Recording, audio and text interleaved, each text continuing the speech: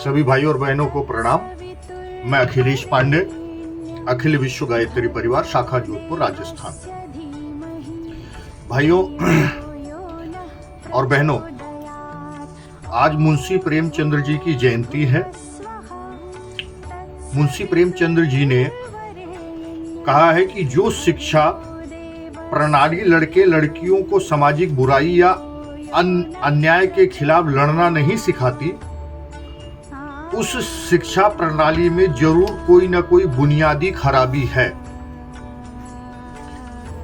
आज मुंशी प्रेमचंद्र जी की जयंती पर यह वाक्य मेरे पास सुबह सुबह आया और पिछले 2 दिनों से हमारे एक आदरणीय सुल्तानपुर के भाई साहब हैं, मैं उनको आदरणीय कहूंगा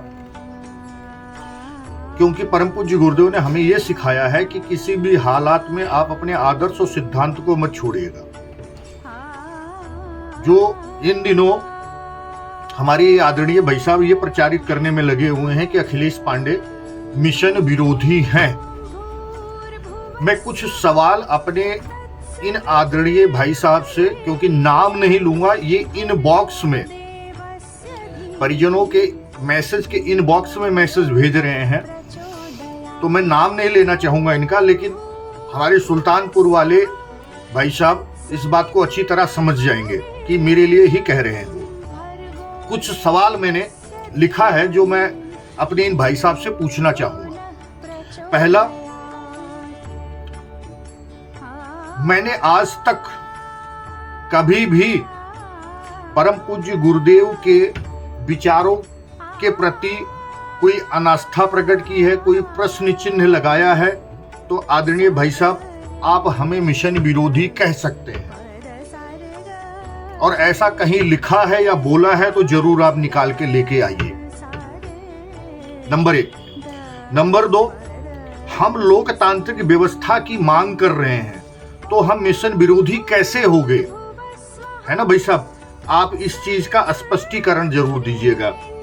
तीसरा, भाई साहब जी, हमने लोकतांत्रिक व्यवस्था की मांग की तो हम मिशन विरोधी हो गए, आपके हिसाब से मिशन विरोधी हो गए, परंतु जिन्होंने परम पूज्य गुरुदेव के आदर्शों और सिद्धांतों की धज्जियां उड़ाई और वरिष्ठों का अपमान किया, वो मिशन के हितैषी कैसे हो गए? आदरणीय भाई साहब कृपया करके इस पर स्पष्टीकरण जरूर दीजिए।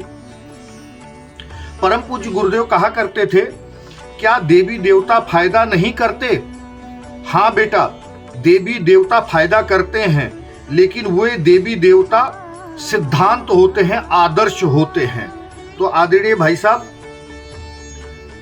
इन्हीं लोगों ने जब उन आदर्शों और सिद्धांतों की धज्जियां उड़ाई और हम सवाल करते हैं तो हम मिशन विरोधी कैसे हो गए?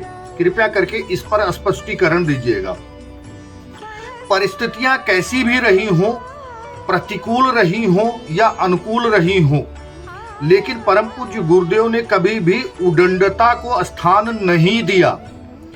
जब केंद्र के अंदर लाठी डंडों को फटकारते हुए, फबतिया कसते हुए लोगों को संगठन में महत्वपूर्ण पदों से नवाजा गया और हम इसका विरोध करते हैं तो हम मिशन विरोधी कैसे हो गए?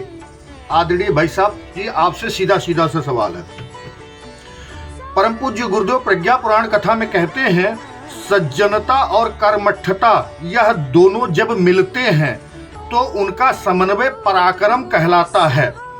इसी आधार पर वे उच्चतम स्थिति पर पहुंचते हैं। प्रज्ञा पुराण कथा में परम पूज्य गुरुदेव लिख रहे हैं, कर्मठता फल तो देती है, लेकिन बिना सज्जनता के किस दिशा में जाएगी निश्चित नहीं है।